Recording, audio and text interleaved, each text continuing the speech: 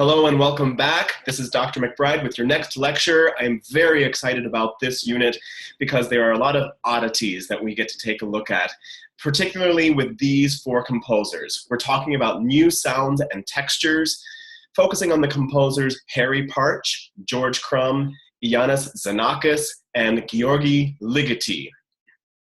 I'm going to be taking you through these slides, as I've said before, because YouTube has taken this video down in the past when I was embedding sound clips within it. I'm going to go ahead and offload that and have them available for you in a separate link, just so you know what's going on.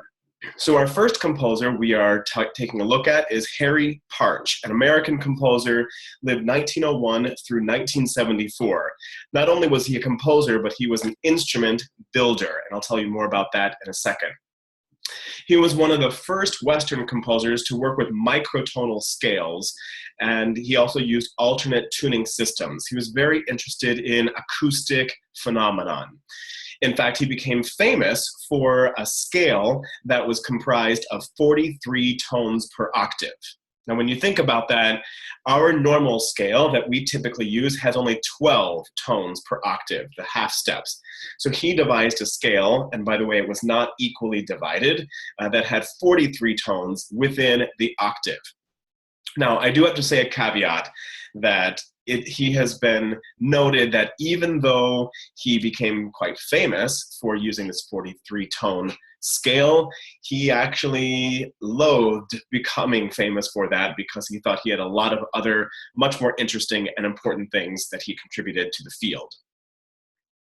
He had a somewhat unusual growing up experience, which of course is what created him as a composer to what he became. So he was born in California, grew up in the southwestern US, son of former Presbyterian missionaries to China.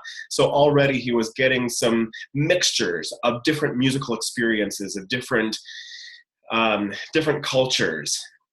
And in particular, the music of China was primarily focused on a texture that was monophonic, which comes up to be very, very important later. As a teen, he began writing music and also accompanied silent films on piano and organ. You have to think if he was born at the beginning of the 1900s, this is right around when he was coming into his own, right around the time that moving pictures were getting started. He was mostly self-taught, studied at public libraries, researched his own music theory and music history. There is a treatise by Heinrich Helmholtz called On the Sensations of Tone that was very influential, particularly with his interest in the physics of music.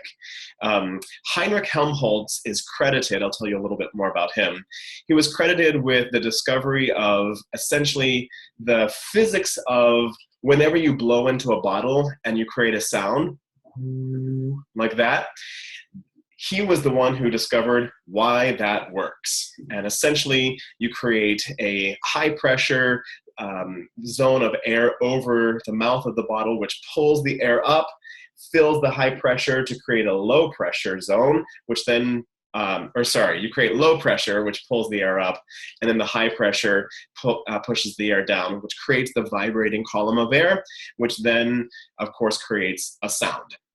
Whenever there's a different volume of air within the resonator or the bottle, then that creates a different frequency. So Heinrich Helmholtz was the one who discovered why that works. So because of this and all of these experiences, Harry Partch wrote his first treatise on the exposition of monophony, again, tying in the Eastern music influence.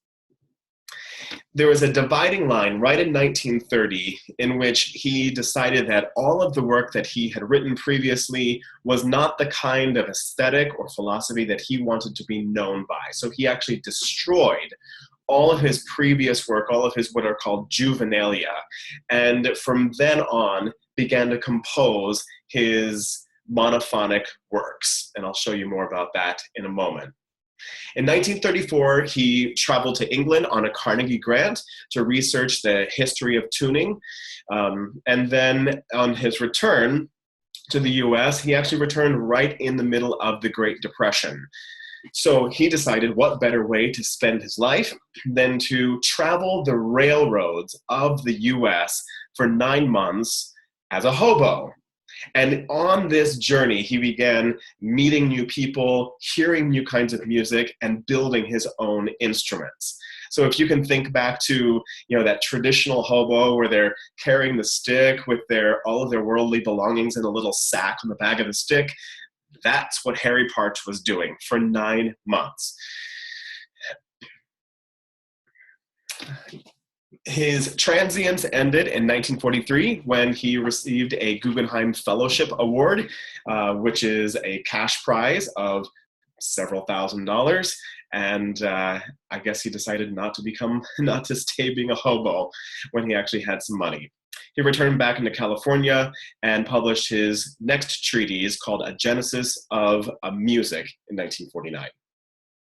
So I'm going to show you some of the instruments that he created.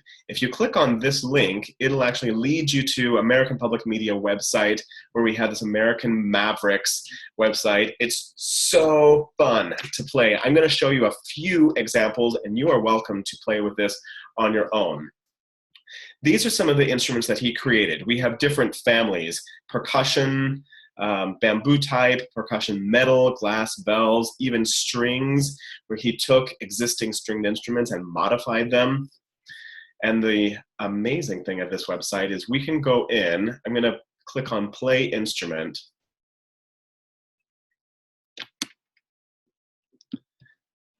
And let's play. And you can actually trigger the sound of this instrument with the keys.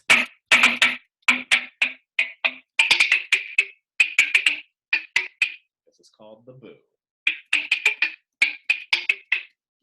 And if you look just below the picture, we see where it says pitch 11/6. This is describing the pitch in a ratio number to a given fundamental. Let's take a look at a few more. I love this one, the cloud chamber bowls.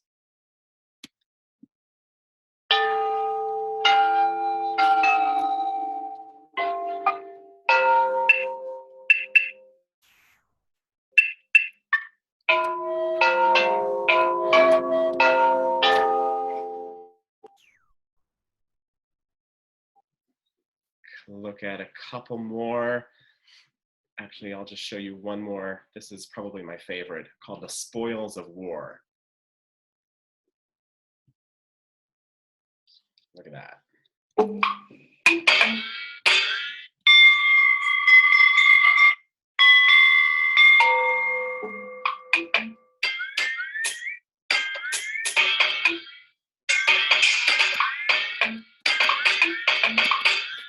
Pretty fun. Feel free to look around this site a little bit more on your own to check out some more of his instruments. There's a piece that he wrote called Delusions of the Fury, in which he combined a lot of these instruments together. And like I said before, I'm going to include a link below this video so that you can actually watch this piece or listen to this piece. But here are a list of the instruments that are included within this piece. I showed you the cloud chamber bowls. I showed you the spoils of war. We have various kinds of marimbas. He liked those. In fact, I encourage you to have this list open while you're listening to this piece. Our next composer is George Crumb, American composer, born in 1929. American composer of avant-garde music. That's what he became primarily known for. He used unusual timbres and especially extended techniques. When we hear about John Cage, we're going to hear a lot of influences coming from George Crumb. One of his most notable pieces was a string quartet called Black Angels. And here's a list of the instrumentation. It's a little unusual. All of the strings, the violins, the viola, and the cello, are electronic instruments, or they're electric. So it's an electric violin, electric viola, so they're amplified. In addition to playing those stringed instruments, each of the performers also plays a cadre of percussion instruments. We've got maracas, crystal glasses, we have tam-tams, and here's a list of all of the percussion instruments that they play. A little bit of background behind this. It's very much influenced by darkness, death, destruction, as well as numerology. There are a lot of instances of the number 13 that come into this piece. So as I said, it's an electronic string quartet. It was dated Friday the 13th of March 1970. And in a sense, it's very much a protest to the violence of the Vietnam War that was going on. You're going to find a lot of numbers of 13 and 7, which of course are biblical numbers. The Dark Land in the title refers to hell. There are a lot of tritones, as well as even some quotations of the plain chant song Dies Irae. Da da da da da da da. Da, da, da, da, da, da, da, da. And that chant has shown up all throughout music history, especially in the Romantic era, where they were very much influenced by death and destruction of music of Berlioz and music of Liszt in particular. He also incorporated a quotation from Schubert's song Death and the Maiden. I'll play a recording of this in a link below. Our next composer is Iannis Xenakis, 1922 through 2001. He's a Romanian-born composer. In addition to writing music, he also studied architecture and engineering, studied in Athens. And he is actually very famous, in addition to being a composer, for designing the pavilion, the Philips Pavilion in Brussels, which is where the premiere of Varèse's Poème électronique happened. I remember we were talking about Varèse's music, and I told you about that pavilion with all these kind of curves and points that look like parabolas. I'll show you some more about that in a second, because he was pretty much obsessed with parabolas. And it had this octaphonic sound of speakers that were installed in different parts of the pavilion, so that as you walk through the pavilion, you could actually hear the sound localized coming from different directions and have a completely different experience of Poème électronique, depending on where in the pavilion you were. He was highly influenced by these 4 of his primary composition teachers, Kunderov, and then we remember the next 2 composers from that group of 6 French composers known as Les Six, Honegger and Milhaud, as well as the big teacher at the Paris Conservatory, whom we've studied as well, Olivier Messiaen. He found a way to incorporate his love of engineering and architecture and physics into his composition. So he did use electronic music and computer music, as well as many of these other kinds of non-musical concepts that he pulled into music. I'm going to show you a little bit of depth of one of these, but we can see something called the stochastic method, probability, Maxwell-Boltzmann kinetic theory of gases, and you can see in each one of these, in the title in italics, is the name of the piece that uses that technique. Let me tell you a little bit about one of these, and that's the stochastic method. For those of you who paid attention in chemistry classes, stochastry, the stochastic method is one of the terms that comes up within that. And if I can kind of generally put this in layman's terms, it's essentially that it's essentially controlled randomness. So stochastic method equals controlled randomness. And the way that this can show up within music is very similar to the way that it can show up visually. So what I'm going to do, I'm going to take a piece of paper right here, and on this piece of paper, I'm just going to randomly put some dots on this paper. I have to put it down on the table, so you won't be able to see me put those dots in. So as these dots are there, I'm not really controlling where the dots are going, but I am kind of controlling a general field in which the dots are going to show up. And as there are more dots that show up, there's a figure that begins to emerge. And let me show you this figure. So it generally looks like there's a circle that's beginning to emerge. So the dots are the chaos, and then the circle is the control. Now let me show you how that shows up within sound, within his music. One of his big pieces is called Metastases, which is on our listening list. This is an orchestral work for 61 musicians, and here's the breakdown. We have winds, percussion, and strings. And the unique thing about this is every single player has their own part, not just the section, but for example, there are 46 individual staves for the strings, and each player plays their own part. So this is influenced by both the stochastic method as well as Einstein's view of time and Xenakis' memory of the sounds of warfare.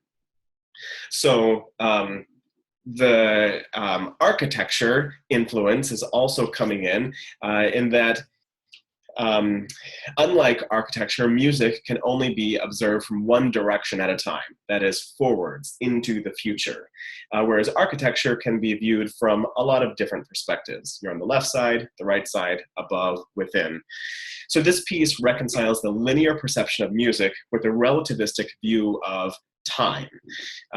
Also, bringing in the stochastic method connected to warfare. In warfare, no individual bullet can be distinguished among the cacophony of sound. However, taken as a whole, we can clearly define the sound as gunfire.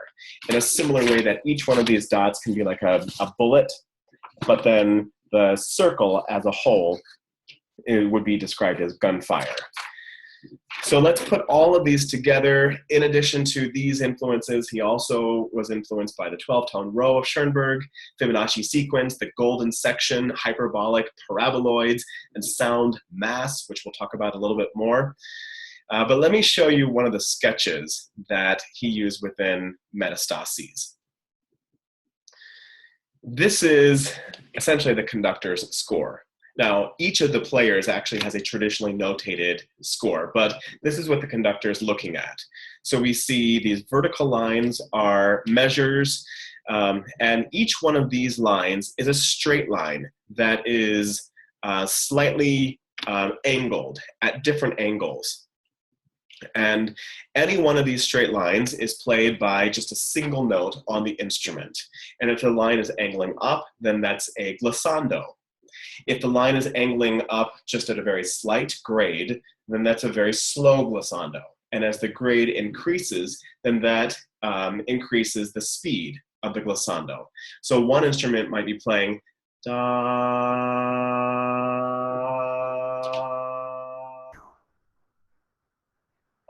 a very slow glissando from two kind of close pitches intervallically. And then there might be another instrument that has a faster grade, like that. So when he combines all of these together, it forms the shape of these parabolas, which I used to love to draw all the time as a kid. And then the sound creates this this kind of object of sound. For the strings right here, it starts out with a big cluster chord, a sound mass. So we have every single half step for potentially several octaves happening, kind of like white noise, and then eventually the pitches come closer and closer together until they come into a unison. So that's one way. Or you could do it in reverse, where it starts as a unison pitch, and then gradually each instrument starts to fray from that unison pitch and create a big cluster of a big chord of all half steps, this sound mass. Another composer that also used sound mass is György Ligeti, 1923 through 2006.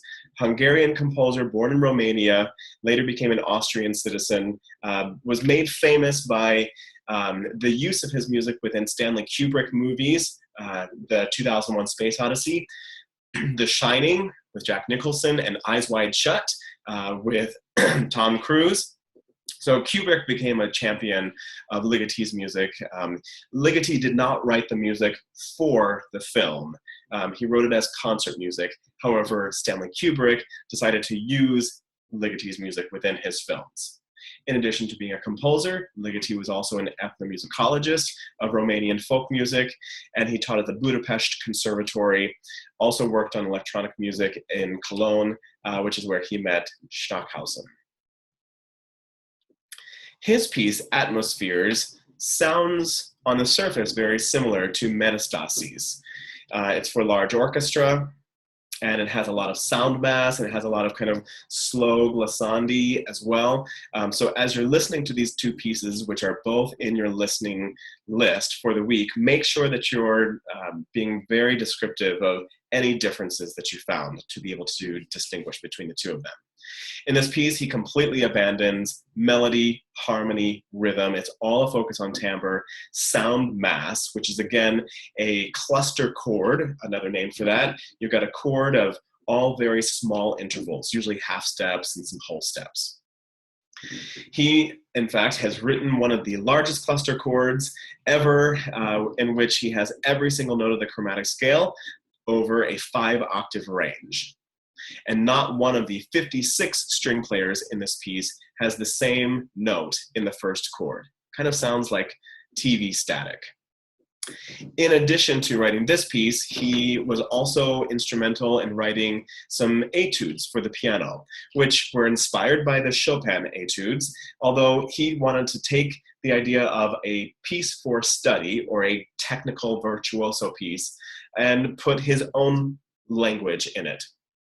So he wrote 3 books, these piano etudes, and some influences were the Indonesian gamelan, African polyrhythms, a lot of polyrhythms, Bartók's music, as well as Conlon Nancarrow's player piano studies, in which Nancarrow actually wrote for a player piano, where you had the roll that had holes in it and that was triggering the piano keys, much of which is actually too difficult or too big to actually be played by a real person. And then there's a little bit of some Bill Evans jazz that's thrown in as well. I'm going to play for you, or include some links below, of 2 of his pieces, this Etude 3 as well as Etude 10, so you can get a view of that. Let me just tell you a little bit about Etude 3. He was responsible for a piano technique called blocking. And I want you to remember this term, blocking. And the way blocking worked is he would have one hand that would silently depress a few of the keys, and then another hand that would play a rapid scale over those keys, including notes that were not silently depressed. So what it created was this kind of uneven, herky-jerky rhythm that would be very, very difficult to play in a traditional technique. But actually with the blocking technique, it's quite simple. You just block it, and then you play, for example, a chromatic scale over top. And then he would release one of the keys, and that would adjust the pattern that was being played.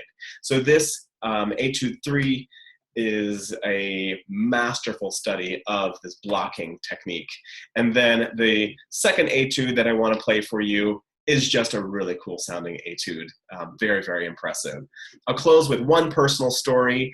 I had a harrowing experience with the Ligeti etudes, in which there is a concert pianist who is a Ligeti specialist, came and gave a concert, and I volunteered to be the page turner for his performance. And I thought, hey, I'm a pianist, I know about page turning, but little did I know was that the score he was playing from was all handwritten. It was literally a copy of Ligeti's own handwritten score, and his calligraphy was not very legible at all. So it was, I think it lasted about an hour, a little over an hour of just sweat dripping down my brow, hoping that I wouldn't mess him up as he was playing this work. And it was a bird's eye view, or a very, very close view to the Ligeti etudes, all of which are extremely virtuosic and, in my opinion, very, very exciting. So those are our composers that we're studying for today. I look forward to seeing you in class, and make sure that you're taking notes, that you're asking questions, and we'll have a further discussion about these next time I see you. Take care.